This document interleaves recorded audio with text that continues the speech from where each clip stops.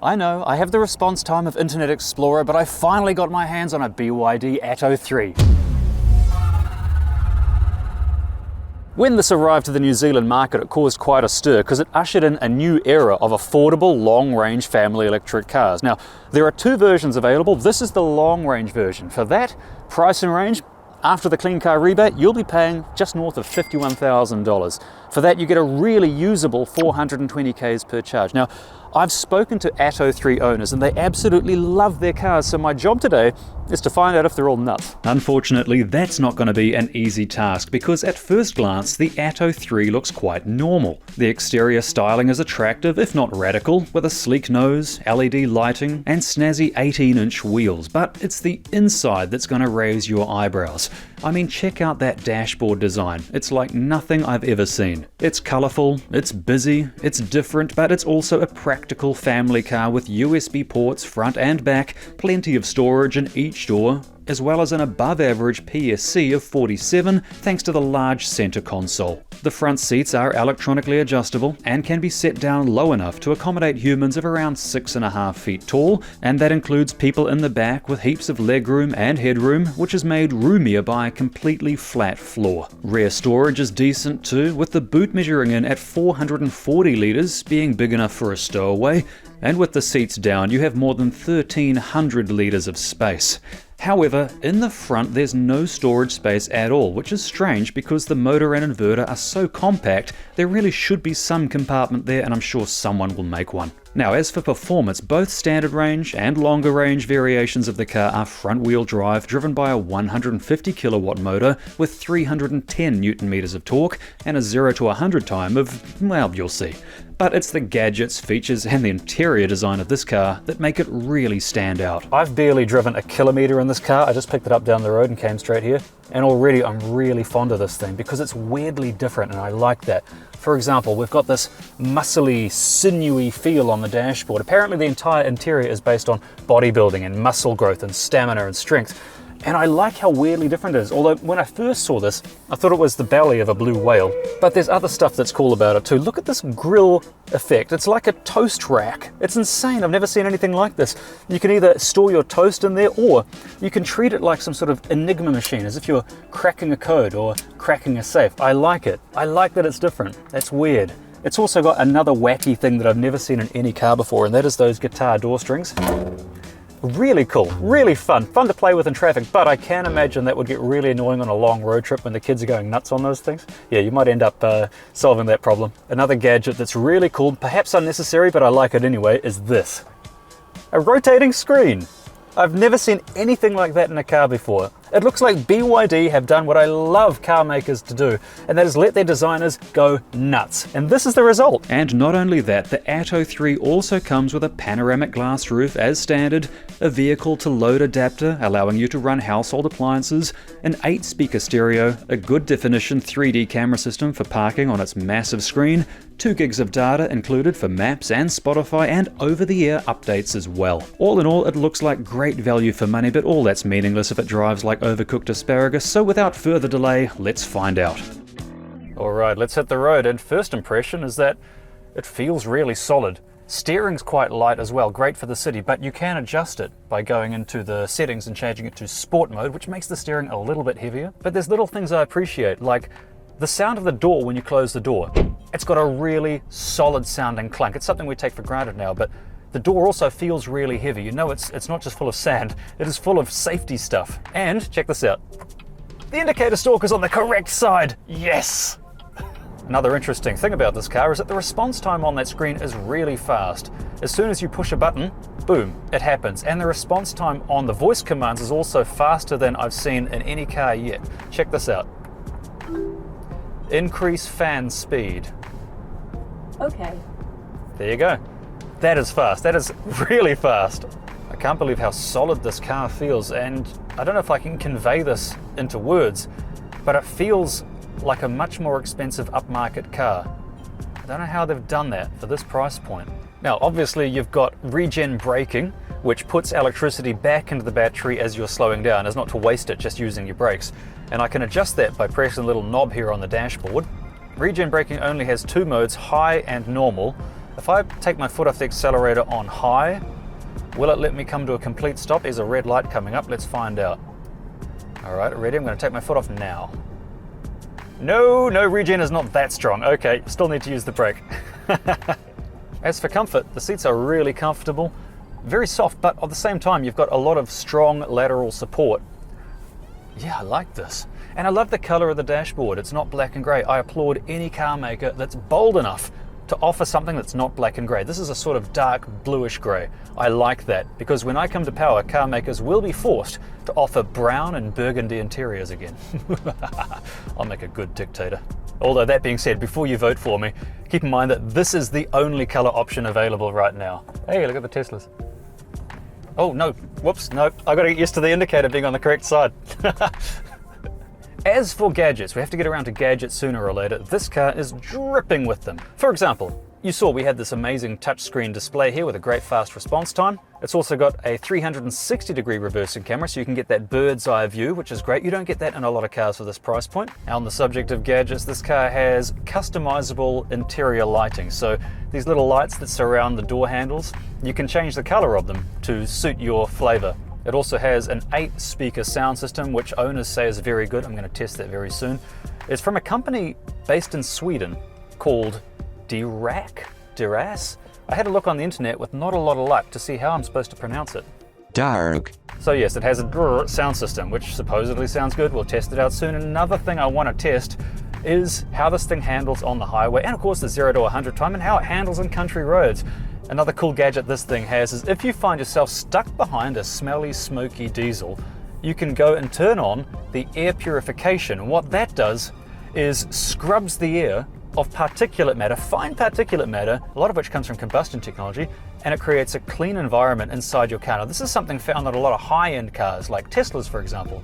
But this model comes with it as well. And those fine particles, down to 2.5 microns, those are the sort of particles that cause cancers and breathing problems and heart disease. And this makes your journey happier and healthier. And the sooner we get rid of combustion tech, the happier and healthier our species will be. Can't believe the gadgetry this thing has. It even has speed sign detection. Speed sign detection in a car in this price point.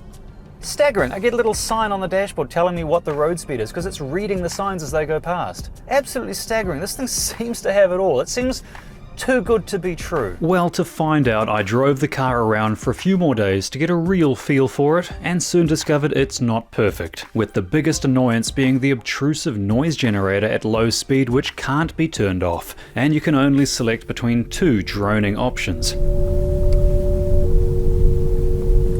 This has caused some owners to unplug the speaker, which you should not do by opening the bonnet. Next, don't remove this large flat panel, which you shouldn't pop out by simply pressing up on the 2 plugs from underneath. This will reveal the noise generator, which you should not under any circumstances disconnect by simply pulling out the plug. As for some more family-friendly info, the car has 2 ISO fix points on the back seat, which is 132 centimeters wide, as well as another ISO fix point on the front passenger seat, while the lip of the driver's seat is 66 centimeters off the ground. And the distance from the boot lip to the front seats is 161 centimeters. But there's much more to test on this car, so let's crack into it and head into the wop-wops. On the road again. We are on the motorway. We are heading north. Today I'm going to be chucking this car into the countryside, seeing how it handles on some twisty-turny roads and corners and stuff, also testing the charging speed and testing a couple of other gadgets very, very soon. But while I have your attention, I'd just like to say thank you to those who hit that like and that subscribe button over the last few months. It costs you nothing, but you did it, and I appreciate it because it's helping this channel grow. It's helping these videos get seen. And if they don't get seen, then I have to go to OnlyFans, and no one wants to inflict that upon the world. So if you haven't clicked like and subscribe, please do it now. It really helps. But while we're on the motorway, let me test the lane keeping assist function and the cruise control, which is adaptive. Is it any good? Let's click on. Hang on, how do I do it? No, it's set to 30, that's not very useful. Okay, it's not intuitive. It keeps wanting to set to 30 kilometers an hour. That's 30, that's no good. Okay, I've got to, it always starts at 30 for some reason, then I've got to bring it back up to 80. That's annoying. We're in an 80 zone, but it feels like everyone else is going faster than me. At least I hope we're in an 80 zone. One thing I've noticed is that the camera that reads speed signs on this car quite often gets it wrong, more than any other car I've seen. So all weekend while I've been driving this thing around, I've been in 50 zones and it said I've been in 110 zones. The adaptive cruise is fantastic. In fact, let me reduce the distance between the vehicle and front. The lane keeping assist is good. Not as secure as the Tesla system or... Okay. I am holding the steering wheel. I can't squeeze it any tighter. I'm holding it. What else am I supposed to do? Good Lord.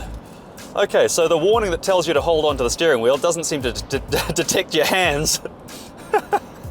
Okay, so maybe I finally found a flaw with this vehicle. Oh, I'm not doing that. It's sailing around the road a little bit. Okay, so maybe they've cut costs on the adaptive cruise and the lane keeping assist. Look at it do it, look at it go. It's going left and right all over the place. Yeah, I'm gonna turn that off. That doesn't feel safe at all. No, okay, finally, I found something I don't like about the car. The lane keeping assist is not spectacular. I'll just stick to actually being the meat bag behind the wheel that does the actual steering.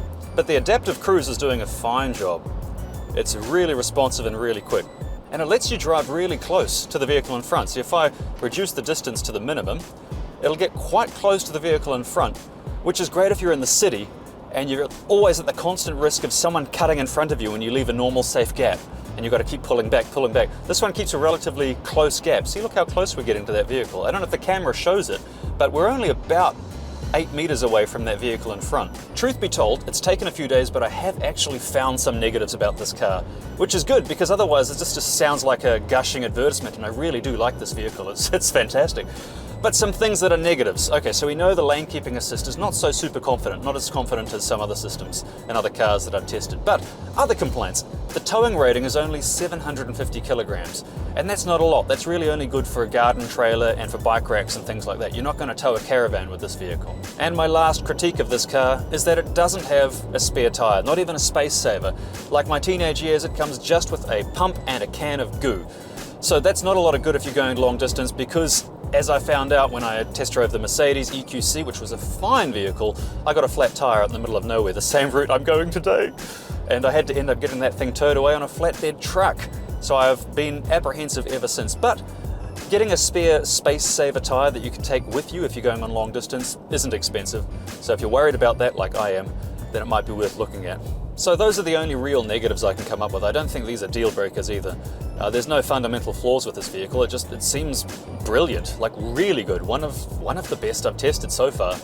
But who knows, maybe it'll handle like an absolute sausage when we get it out into the countryside. We'll find out. But first, let's talk efficiency, and my enthusiastic driving over the last few days put my economy at 15.3 kilowatt hours of electricity per 100 Ks, which means if you drove like me, you'd get a real-world Gavin range of around 392 Ks per charge, so that's not bad for the price. But what about cabin noise? Have BYD cheaped out on noise insulation? Well, as I entered the countryside, there's only one way to find out. We escaped Auckland, we made it to the countryside. Now I want to see how loud this cabin is at 100 k's an hour on New Zealand's infamous coarse chip highway. So let's get up to 100.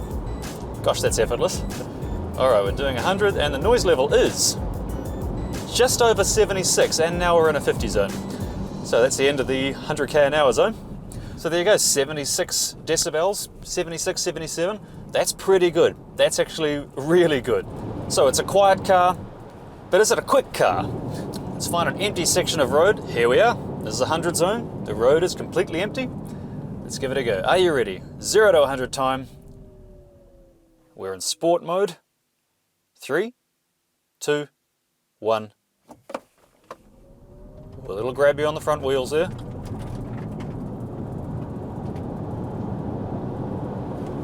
Not bad. Of course, it is a front wheel drive, so with all that torque, it's struggling to put all of that to the road. It's doing about the same as the SsangYong Kuranda E-Motion.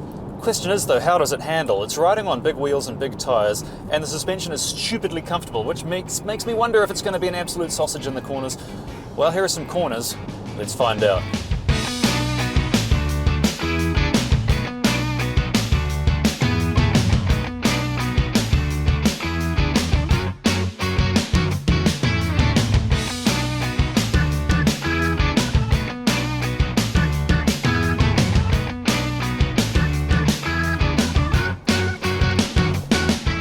Wow, that's staggering. I mean, don't get me wrong, it is not a Polestar 2 in terms of cornering or the Audi RS e-tron GT, but for what it is, as a family car in this price point. It is staggering. I can't believe it. This car really has surpassed my expectations, honestly, but enough waxing lyrical about the car because we don't know how fast it charges. I honestly don't know. For all we know, it could charge really slowly. So, one way to find out, I'm going to the hyper rapid chargers in Kaiwaka. Now, these are chargers installed by ChargeNet, which has hundreds of rapid chargers all around New Zealand, so you can drive across the country effortlessly now in electric cars. The electricity, however, comes from Ecotricity, and they make these videos possible, so I'm going to give them a quick plug. They are New Zealand's only carbon zero certified electricity provider, which means every single electron they provide comes from only wind, hydro and solar sources, and no other power company can claim that. And if you have an electric car, or if you're thinking of buying one like this for example, you're going to want to charge it, and you can use Ecotricity's EcoSaver plan. Now if you put your details into Ecotricity's website and select the EcoSaver plan, you might just be surprised how much you can save, up to 40% on your power bill by using the Ecotricity EcoSaver plan. And not only that, it has off-peak charging at selected times during the week, so you can charge your car for next to nothing off-peak. And every weekend, all weekend, entire weekend is off-peak. So you can drive non-stop on Ecotricity's clean, renewable electricity, and it costs you next to nothing. So check them out, ecotricity.co.nz. And we've made it to Kaiwaka, and this is the home of ChargeNet's 2 hyper rapid chargers. Now these aren't just regular chargers, these are hyper rapid chargers. They can deliver 300 kilowatts each, and there's 2 of them. And there they are over there. Question is though, can these things take 300 kilowatts? I don't think so, but how close will we get? Oh, good Lord, that noise generator. Don't get me wrong, it's not unbearable. It's not James Corden, but it's not my favorite sound in the world. I've completely forgotten where the charging port is on this car. Is it the front or the back? Is it the front or the back? I can't remember.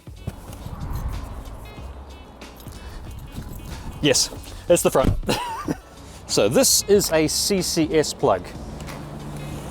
It's comprised of an AC unit and a DC unit. Together they make CCS. And these chargers have 2 CCS plugs and one CHAdeMO plug for cars like the Nissan Leaf and the Mitsubishi i-MiEV. To use one of these chargers is real simple. Just use your mobile app or the ChargeNet key fob. You select your plug type, CCS obviously, and then it'll flash which one to take. Let's take this one, and then we go plug it in, and that's it. Okay, now the car and the charger does the rest, they communicate, and now we get to see how fast this thing charges. So I'm expecting somewhere around 70 kilowatts of electricity to go down that cable into that car. This is the moment of truth. 89 kilowatts. Gosh, for the price, that's a really good charging speed. So now the car is charging, I can briefly talk to you about the battery inside this machine. Now it uses a blade style battery, which is fairly new. Instead of like Tesla, which uses hundreds of little cylindrical batteries, or like the Nissan Leaf, which uses big rectangular prismatic cells, this one uses batteries that are long, the cells are long, like a blade, and it means that you can pack them in tightly and they cool really well. You can easily cool them with liquid cooling. There's also some other benefits to using these types of batteries. These ones are lithium iron phosphate, not lithium ion, which means that they're more ethical. They don't use nickel or cobalt, but they're also really hardy, like seriously tough. You can run them hot, run them cold. You can charge them hard, discharge them hard. You can actually also puncture the cells and they don't have thermal runaway. They won't burst into flame. They're really hardy. You can treat them like garbage and they'll just keep on going, and I relate to that. Now you can see on the dashboard, it says remaining time 44 minutes. Now that would be remaining time to get to 100% charge. We don't need a 100% charge. Most people will charge their car to about 80% and then carry on, because that last 20% takes as long as that first 80%. The ATTO 3 takes around 30 minutes to get from 20% to 80% full at a full speed charger like this, whereas the granny charger that comes with the car would take a day and a half, so I'd recommend getting a 7 kilowatt wall mounted charger installed at your house, which would charge the car from empty to full overnight and would set you back $2 or $3 grand depending on how easy the install is. As for the warranty on the ATTO 3, it comes with a 6-year or 150,000 kilometer warranty, 6 years of roadside assistance, and a battery warranty of 8 years or 160,000 Ks. Some other boring stuff you should know is that the more affordable version, which does 320 Ks per charge and costs $4,500 less, charges 10 kilowatts slower than this longer range version. Regarding paint colors, both versions are available in 4 shades, but only the white is included in the price. And although the ATTO 3 doesn't have seated heats, it does have a built-in dash camera which records to an SD card, which could come in handy in the case of an accident. That was my most recent one. Seriously, dash cameras are worth their weight in gold. Plus, the newly updated models now come with Apple Android and CarPlay Auto as well as Spotify. All that's great to keep you occupied if you're charging for a few minutes, including something in the ATTO 3 that I realized can bring out your inner musician.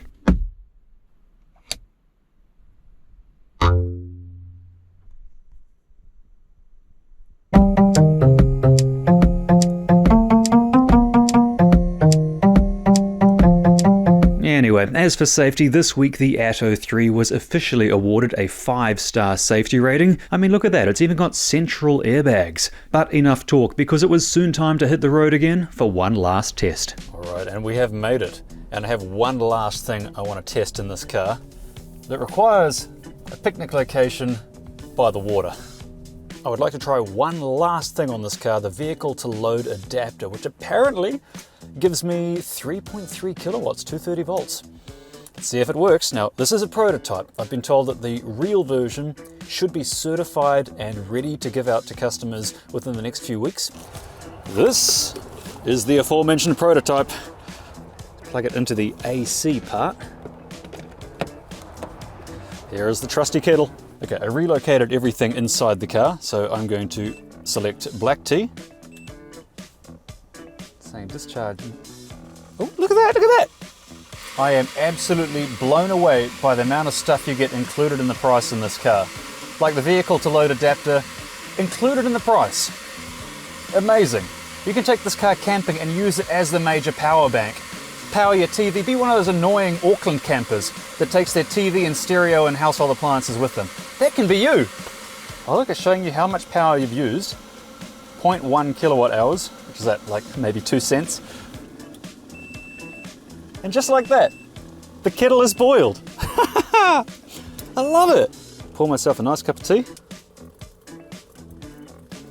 Sweet. Oh, that was worth the wait. So to summarize this car quickly, overall, it's superb, absolutely brilliant. Bang for buck. You get everything from the vehicle to load adapter to the fit and finish, the handling, the acceleration, the quality of ride, the suspension, the interesting design, the charging speed's good as well. All in all, for this price point, it really is unbeatable, and I'm not just hamming it up for the camera. This is one of the best vehicles I've ever driven anywhere near this price point. If you were planning on making the move from, say, a used Nissan Leaf to something a bit more modern and feature-filled, or perhaps you're looking to enter the electric vehicle market and looking for a family car for your first EV, I would definitely recommend this one. I can see why the owners now like it so much.